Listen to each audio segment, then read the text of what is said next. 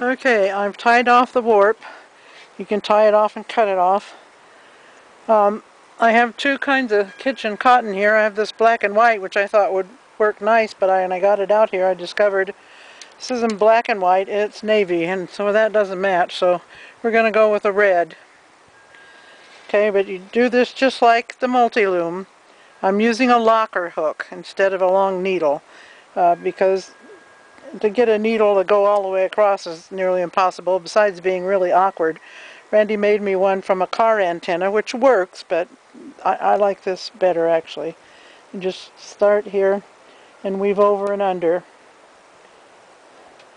You don't have a packing fork with this loom. You just use your fingers to keep it tight.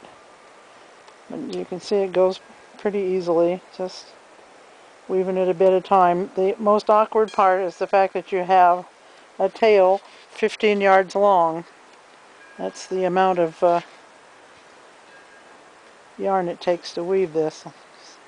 At this angle I'm catching it on the nails.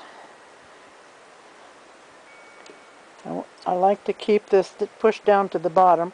As you go, I guess I'm in the way here, as you go it gets tighter, although this won't get real tight. But if you keep it pushed down, then it doesn't pull on the nails. I don't think there's any danger, but you wouldn't want to get it drum tight and bend a nail or something. Okay, and now lay your needle down and just pull those 15 yards through.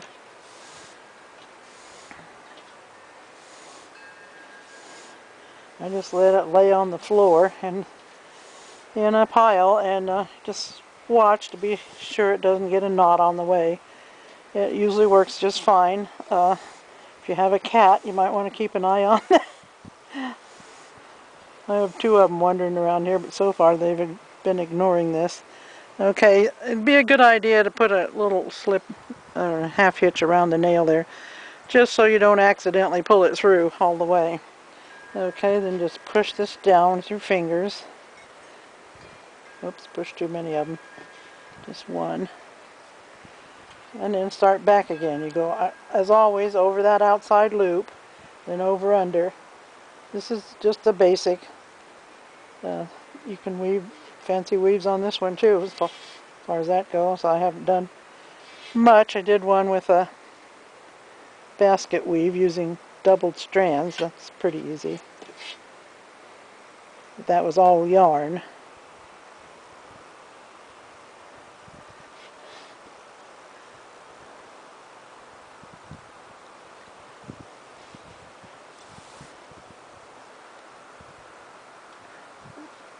Okay, and under that last one, lay your hook down and start pulling through again.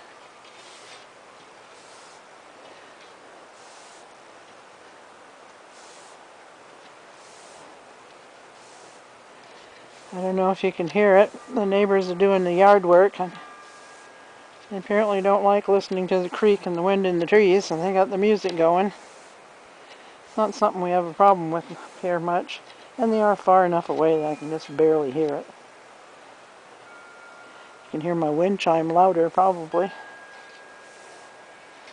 Okay, we've got a couple yards to go here.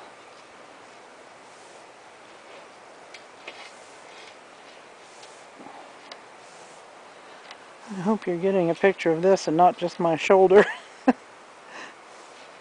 Okay, there it is. Pull it up. Okay, now push this down again. You can also get a hold of these and pull against yourself and tighten it up a bit.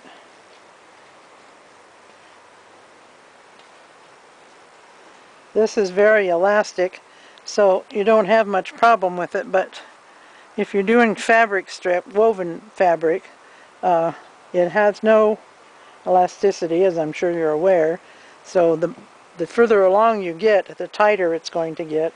You want to keep that in mind and warp as loosely as possible with fabric. By the time you get to the end of it, it's going to be really, really taut. Okay, go back, and you just continue this in this method the whole way, and We'll try to get a picture of it when it's finished.